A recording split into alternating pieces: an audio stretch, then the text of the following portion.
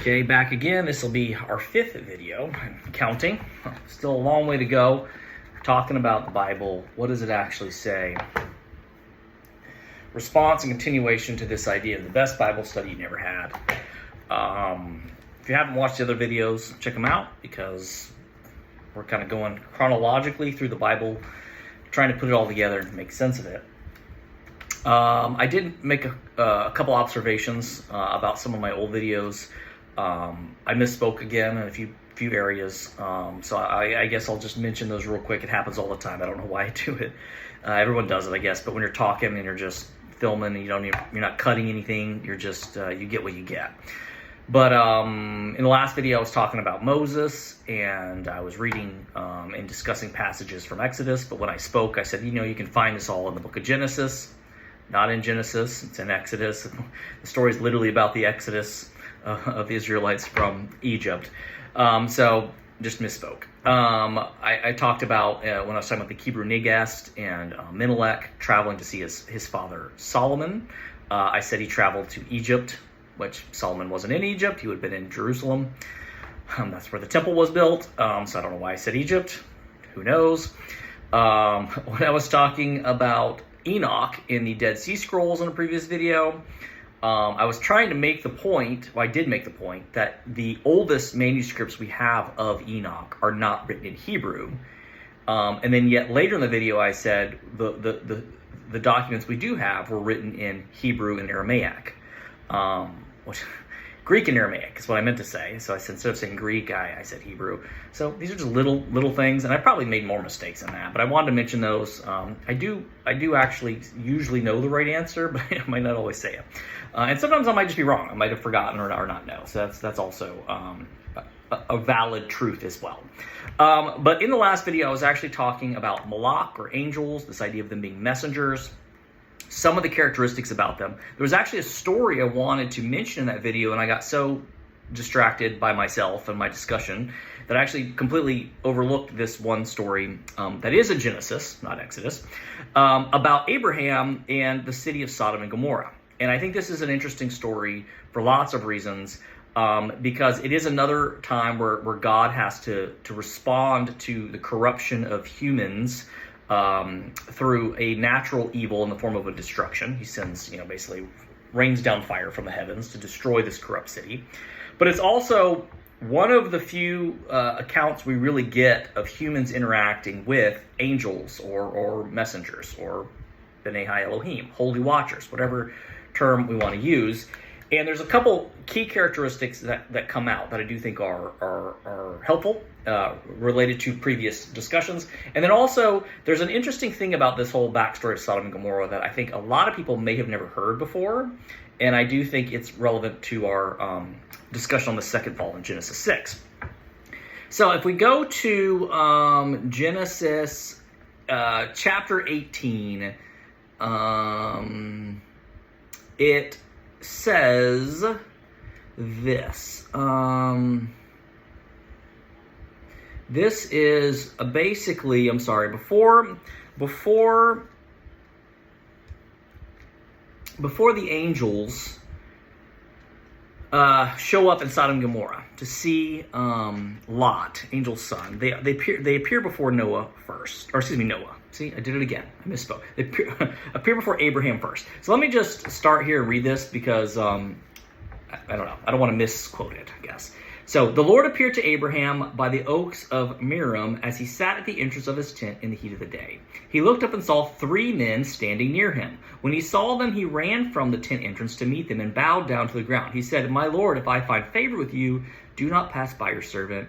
Let a little water be brought. Wash your feet and rest yourselves under the tree. Let me bring you a little bread that you may refresh yourselves, and after that you may pass on, since you have come to your servant." So they said, "Do as you have said." And Abraham hastened into the tent of Sarah and said, "Make ready quickly 3 measures of choice flour, knead it, and make cakes." Abraham ran to the herd, took a calf, tender and good, and gave it to the servant who has tended to prepare it. Then he took curds of milk and calf that he had prepared and set it before them, and he stood by them under the tree while they ate. okay, etc., etc., etc. Now, why do I bring this up? One of the things I mentioned in the last video is that it seems when these entities, these B'nai Elohim, do appear on Earth in some type of corporeal form, they take on corporeal characteristics, and that means not only the ability, apparently, to mate with human women, but even the need for food, water, and shelter, and or at least the ability. It doesn't necessarily say that they needed this, but it's what Abraham offers them, and he offers them food, and they're able to eat it, and it's the same type of food that humans would eat. So that's a little, again, interesting point that often gets cited about these beings, that they do seem to have very human-like characteristics, at least when they're walking on Earth. But more importantly, I want to get to this story of Sodom and Gomorrah when they appear in the city to meet Lot. Okay, so just as the backstory, Lot is Abraham's son. He's living in Sodom and Gomorrah, and it's this depraved city where it's riddled with sin. And so God's actually sending these three angels to basically warn Lot, and to basically that destruction's coming. So in the same way that the flood was used as a natural disaster to destroy the entire globe, the earth, in this case, it's just a specific city that's being targeted. Or two cities, if you consider Sodom and Gomorrah two different cities. But anyways, it says this: the two angels came to Sodom in the evening, and Lot was sitting in the gateway of Sodom. When saw them, he rose to meet them and bowed down his face to the ground. He said, "Please, my lords, turn aside to your servant's house and spend the night. Wash your feet, then you can rise early and go your way." They said, "No, we will spend the night in the square." But he urged them strongly, so they turned aside to him and entered his house. He made them a feast, baked them unleavened bread, and they ate. But before they lay down, the men of the city, the men of Sodom, both young and old, all the people to the last man, surrounded the house, and they called to Lot, "Where are the men who came to you tonight? Bring them to us so that we may know them." Okay? Another translation says that we may have sex with them, is what it's actually saying there. No, in the biblical sense. Now, there's a couple weird and interesting things about this passage, besides the obvious stuff. But I want to slowly put this out. So, firstly, we do see that these angels, or excuse me, two angels in this case, do come, and they're just going to stay in the city. They're just going to check things out. But Lot's like, "No, don't stay in the city. Come with me." He feeds them. He shelters them. Gets back to my previous point about the fact that they still seem to require these things, or at least be capable of that. It says they actually do physically eat things. Okay, but it's clear, both in the passage of Abraham meeting these men, when he sees them at his tent, he recognizes them for what they are, right? That's why he bows down before them, and he's like, "Oh, my Lord, please find favor with me." The same thing happens with Lot. He sees these men come to the gate, and he bows before them because he recognizes he's standing in front of and before these sort of holy watchers that are sent by God. A lot of scholars have alluded to the fact or pointed out that the peculiarities of this passage, right? People think, well, why is that all the men and all the people, really the entire city of Sodom, are trying to have sex with these men? Like, that's kind of strange, but okay, it's a corrupt, city, so this is a story about rape, really, is what it's about. But what they're pointing out is that their interpretive belief, and I think they're probably right on this, is that in the same way that when these entities appeared to Abraham, he recognized them as quote-unquote angels, as did Lot, it's probable that the people of Sodom also recognized what they were. So, why would they be so adamant about having sex with them? Genesis 6. If these were people in a sort of idolatrous and pagan city, which seems to be the case, and who were worshiping pagan idolatrous gods, and were familiar with pagan idolatrous traditions, they would know that if they can have sex with an angel, a messenger, a malach, a B'nai Elohim, they will not only gain great power, but they'll also be able to produce offspring, Nephilim, who will become heroes of old. So it is possible that the reason they're actually trying to mate with these beings is because they want their power. In the same way that female daughters of men mated with the B'nai Elohim, the sons of God, in order to also gain power. And that's a part of the story that I don't think a lot of people catch or get. So I think that's interesting. But let's jump forward. We went through Genesis and Exodus, those big books. There's a lot more in the Bible, but suffice it to say, after Solomon reigns, things start to get a little hairy and go in all different directions. The nation of Israel goes through all kinds of struggles, and it basically just becomes a reoccurring pattern of there's some good kings and there's some bad kings, and there's some good prophets and some bad prophets, and no one can really get the Israelites back on track. They'll be on track for a little while, and they'll kind of be back to following God's plan and following the Mosaic law, but then they get infiltrated, or they lose in battle, or they start practicing idolatry, and it's all the same thing kind of over and over and over again. And it just keeps going. You have the book of Judges in there. Obviously, we have the story of Ruth, which is an interesting one.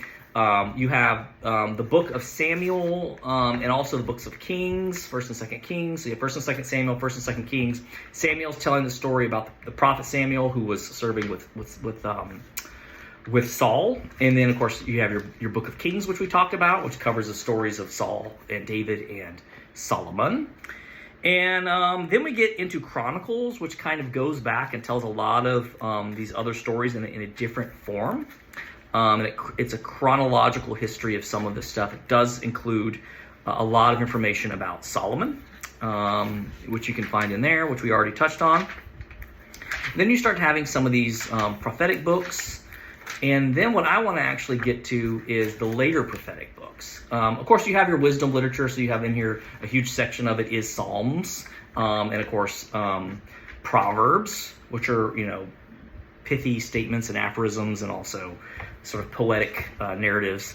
Many attribute the writing of the Psalms to David. You have the book of Job, which we already talked about, and some other more prophetic books. The book of Isaiah, which will become a really important book in the New Testament, because a lot of the prophecies that are enacted and fulfilled by Jesus of Nazareth are references to Isaiah. You have Jeremiah, okay? But what I really want to look at, because I've already mentioned them, and I do think that they're really strange and interesting and fun, but will be relevant to some discussions later, but have already, I guess, been at least briefly highlighted, is I want to look at a couple key passages in Ezekiel, and then I want to look in the book of Daniel, okay? We've talked about how Daniel has a lot of crossover and corollaries, at least linguistically, with the book of Enoch, so I want to come back to that. But the first chapter of Enoch is a real interesting bit of documentation, and it's been talked about and speculated about, and some people have probably read it, some people have maybe never read it, but I do want to actually read this chapter because I want to break it down with you and talk about some of this stuff. Okay, so it says the vision of the chariot. Okay, so this is chapter 1. In the 13th year, in the 4th month, and on the 5th day of the month, as I was among the exiles by the river Chebar, the heavens were opened up, and I saw a vision of God. On the 5th day of the month, it was the 5th year of the exile of King Jehoiachin, the word of the Lord came to the priest Ezekiel, son of Buzi, in the land of the Chaldeans by the river Chebar. And the hand of the Lord was on him there. So it's given us a time frame and a location of where this event actually happened. It says, as I looked, a stormy wind came out of the north, a great cloud with brightness around it and fire flashing forth continually. And in the middle of the fire, something like a gleaming amber. In the middle of the something, like 4 living creatures. This was their appearance.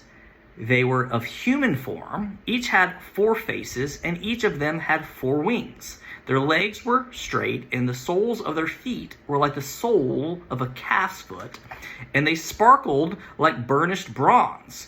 Under their wings and their 4 sides, they had human hands, and the 4 their faces and their wings thus.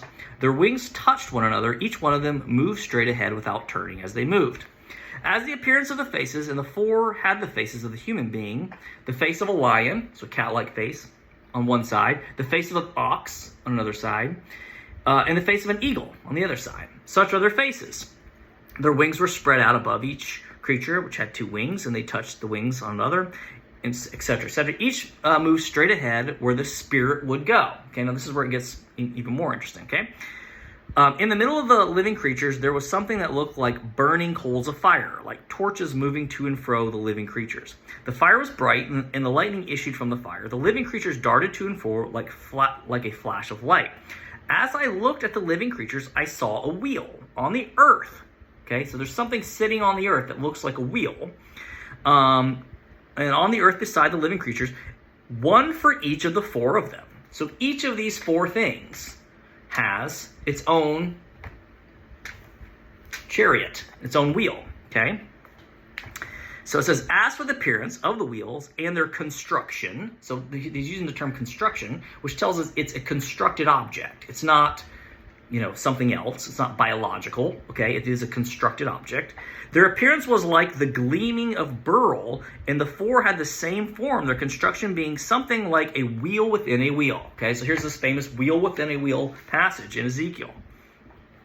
When they moved any of the four directions without veering as they moved. Their rims were tall and awesome, for the rims of all four were full of eyes all around them. So there's these things that look like eyes or lights all around the rim of these wheels within wheels, and they're moving as they dictate them to move around. When the living creatures moved, the wheels moved beside them, and when the living creatures rose from the earth, the wheels rose. Wherever the spirit would go, they went, and the wheel rose along with them, for the spirit of the living creatures was in the wheel. He's talking about it in terms of the spirit of the living creatures was in the wheel. And what he's meaning by that, as far as I can understand this, is that they were able to move these objects essentially almost like telepathically, consciously, through consciousness, okay? And it goes on, it says, when they moved, the others moved. When they stopped, the others stopped. And when they rose from the earth, the wheels rose along with them. For the spirit of the living creatures was in the wheels. Over the heads of the living creatures, there was something like a dome of shining crystal, which sounds like a cockpit, right? Spread out above their heads. Under the dome, there was the wings stretched, etc., etc. And above the dome, their heads, there was something like a throne, okay? And then it goes on to talk about this stuff. It says, above the dome, over their heads, there was something like a throne, in appearance like a sapphire, and seated above the likeness of the throne was something that seemed like a human form. Upward from that appeared like the lion I saw, something like gleaming amber, something that looked like fire enclosed all around them, and downward from what looked like the lion I saw something that looked like fire, and there was a splendor all around them, like the bow in a cloud or on a rainy day. Such was the appearance of the splendor all around this, was the appearance of the likeness of the glory of God. He's using the imagery of a rainbow, which it would be a refraction of light, okay? So, obviously, this is a really strange passage for a very, very old text, right? So this is, it is a canonical book in the Bible. And obviously, it's been pointed out that this description matches very closely a lot of descriptions we have throughout human history where people have claimed to have encounters with these exact same things. Now, what's interesting is the way that the people tend to interpret these things is dependent on what point in time they're living and what the sort of ideological stance of that time and location is. The best authority on this type of stuff, in my opinion, is a gentleman by the name of Jacques Vallée. He writes a lot of stuff on this, but he's dedicated his life more or less to tracking these strange phenomenon throughout history. And what he points out is that this, in our modern age of sort of scientific reductionism, tends to be viewed as an alien experience with some type of entity or being of non-human origin. And because the spiritual reality that was so much a part of human experience in a ancient world has been largely suppressed or repressed, people tend to try to explain these encounters through sort of rational scientific modalities. And so they tend to think of these as being, they must be from some type of other planet. They must be some type of interdimensional being. But what Vallée points out, and many others, is that these things have been around for a very long time. And if you actually do a deep dive, you can find numerous passages of people having encounters like this all over the globe, all throughout history. Okay? And what the Bible is telling us is that these are the living creatures, the things that come to be known as cherubim, and in some cases, perhaps even seraphim. And it's also important to point out how they look, right? They have these sort of human and animal-like characteristics. It says they almost have like 4 faces. It almost seems as if they're shape shifters, okay? That they can actually sort of take on different physical appearances, which is also really peculiar and strange as well. But if we come back over here, so this is in chapter 10. Where we actually links these living creatures to cherubim. So this is actually in the Bible. This is not just me making stuff up, okay? God's glory leaving Jerusalem. So he said, "Then I looked up, and above the dome that was over the heads of the cherubim," I'm sorry, this is chapter 10. I don't know if I said that. "There appeared above them something like a sapphire in the form resembling the throne," etc., etc. It says, "Now the cherubim were standing on the south side of the house when the man went in, and in a cloud filled the inner court. Then the glory of the Lord rose up from the cherub to the threshold of the house. The house was filled with the cloud, and the court was full with brightness and the glory of the Lord. The sound of the wings of the cherubim was heard as far as the outer court, like the voice of God." Okay, now what's also interesting is that these things not only are described as being constructed objects, they actually seem to produce some type of actual physical, observable reaction. So whether it's the noise, like thunder and tumult, or whether it's the opening of the skies, whether it's wind and tumult, all of this is described right here when these wheels within a wheel come down, which seem to be transporting the cherubim. Okay, so down here later it says, "As for the wheels, they were called in my hearing the wheelwork. Each one had 4 faces, like it said previous. The first face was that of the cherub. The second face was that of the human being. The third of the lion, and the fourth of the eagle." Okay?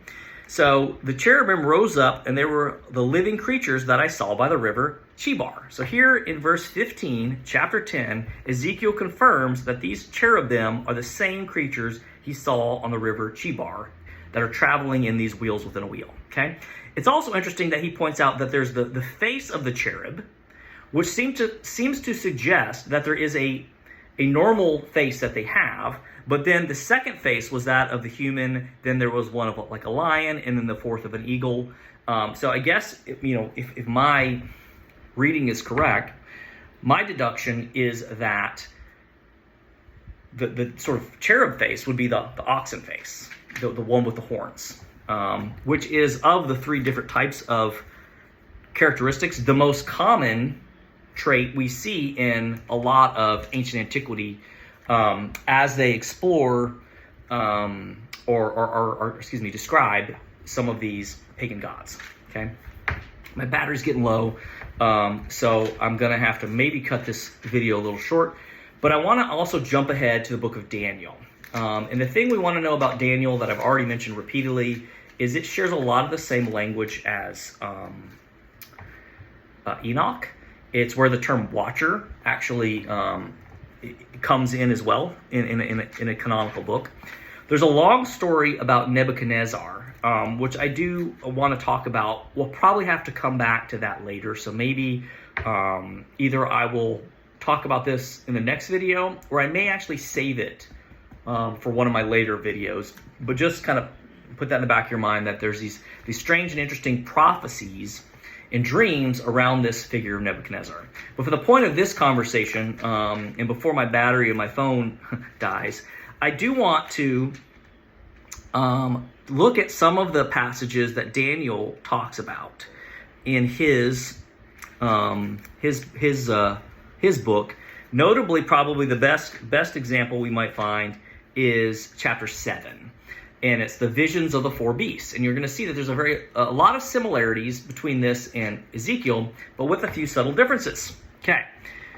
In the first year of King Belshazzar of Babylon, Daniel had a dream and a vision of his head as he lay in bed. Then he wrote down the dream. I, Daniel, saw in my vision the night 4 winds of the 4 stirrings of the great sea, and 4 great beasts came out of the sea. different from one another. The first was like a lion and had eagle's wings. Then as I watched, the wings were plucked off, and it was lifted from the ground and made to stand on 2 feet like a human being. And a human mind was given to it. I mean, it's got a human brain, like it's rational. Another beast appeared, a second one, that looked like a bear. It was raised up on one side, had 3 tusks in its mouth, long teeth, etc. Okay, I watched, and another appeared, like a leopard, or, a large cat animal, like a lion. The beast had 4 wings and a bird on its back, etc., or wings. And I saw in the vision by night a 4th beast, terrifying and dreadful and exceedingly strong. It had great iron teeth and was devouring, breaking in pieces, and stamping what was left with its feet. It was different from all the other beasts that preceded it, and it had 10 horns. So this one's different, and it has metal teeth, right? It almost sounds like some type of robot or something. But if we go over here too, there is a passage I want to point out, and I thought it was that one. Maybe it was that one. It wrote down, oh yeah. Let me go back to this verse here, verse 2. I read over it quickly, but I want to read real slow. It says, I saw in my vision by the night 4 winds of heaven stirring up the great sea, and 4 great beasts came out of the sea. Cherubim, here again, describe these living creatures with these strange animal, human-like characteristics. In this case, there's some variations, right? So he uses a bear and a leopard, as opposed to maybe an ox or a lion. So, and he also talks about this one with iron teeth. But these ones actually come out of the sea. So in Ezekiel, they're coming from the skies.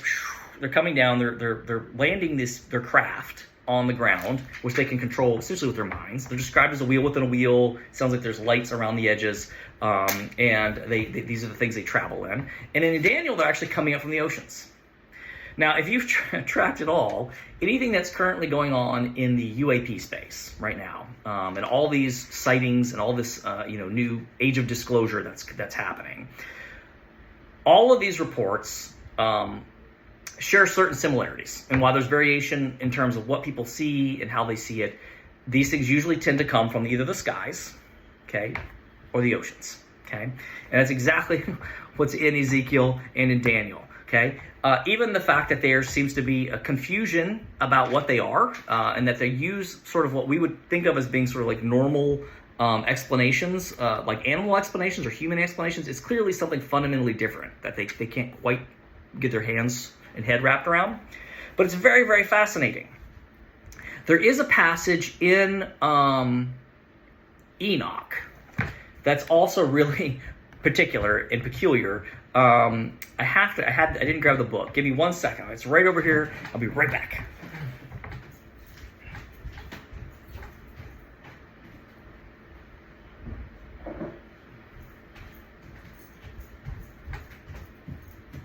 This is how you know these videos aren't edited. It's like dead air. Obviously, Enoch's non-canonical. Covered that at length. But I believe it's chapter 75, which shows you how long the book of Enoch actually is. It's either 75 or 71. There's this really, really interesting passage. Okay, first I gotta make sure I'm even in Enoch. I forgot how big this book is. All right, here we go. I'm in Enoch now. And it is... Nope, I'm not in Enoch. My bad. Sorry, people. Here we go. Found it quickly. 75 verse 3. So this is a description given by Enoch. And this, Enoch is claimed to have been taken up to heaven, right? We knew that Enoch, according to the Bible, in the canonical scriptures, in the line of Seth, it says that Enoch found favor with God. He was taken with God, to walk with God. Well, this is giving Enoch's account of some of the things he saw, okay? Again, non-canonical, but it is pretty fascinating when you get to verse number 3 of chapter 75. It says this, for the signs and the times and the years and the days, the angel Uriel showed me, whom the Lord of glory hath set forever over all the luminaries of heaven, in heaven and in the world, that they showed rule on the face of heaven and be seen on the earth, and be leaders for the day via the sun, and night via the moon. Okay, this is exactly the point I was making last video about the correlation between these things in the sun and the moon. And it's talking about here how they were given rule over the earth from the heavens. It says, heaven and be seen on earth, and by the leaders by the day of the sun, night by the moon. Okay, and stars, and all the ministering creatures which make their revolutions in all the chariots of heaven. Okay, he calls them ministering creatures. Daniel called them living creatures, or Ezekiel called them living creatures in cherubim. It's saying right here that they make revolutions. They fly around in their chariots, these seemingly craft, wheel within a wheel, in the heavens.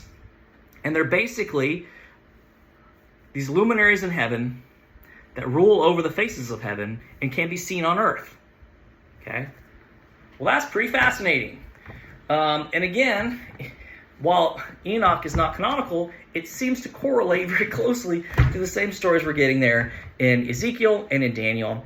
And when we get to the New Testament and I start talking about the revelation of John, these same cherubim are going to come back up. Not the exact same ones, but the same theme and the same stories when we start talking about his vision at the throne of God. But I think this is really fascinating and really interesting, also very strange. But it does also show that whatever these things are, at least some of them are working with God, right? Because this is how Ezekiel has his sort of vision. This is also how Daniel has his vision. So it seems like there's, in the same way that when it comes to the B'nai Ha-Elohim, there's good ones, like Gabriel, and in this case Uriel in this passage. And there's bad ones, like Azazel and Shemihaza. It seems like it's probably also true of these cherubim, whatever they are, or seraphim, fire serpents, because we know the story in the garden. So weird and wacky stuff, really interesting. I wanted to bring that up because it is in the Bible. What does the Bible actually say? And I think it all is going to work, hopefully, together in some fun way as we keep moving forward. All right, about 32 minutes this time, a little shorter, but I'm also got low battery life here. So I'm going to just stop the video here and we'll pick back up with number, we got 6 or 7. I don't even remember what video we're on at this point. I'll figure it out. Bye.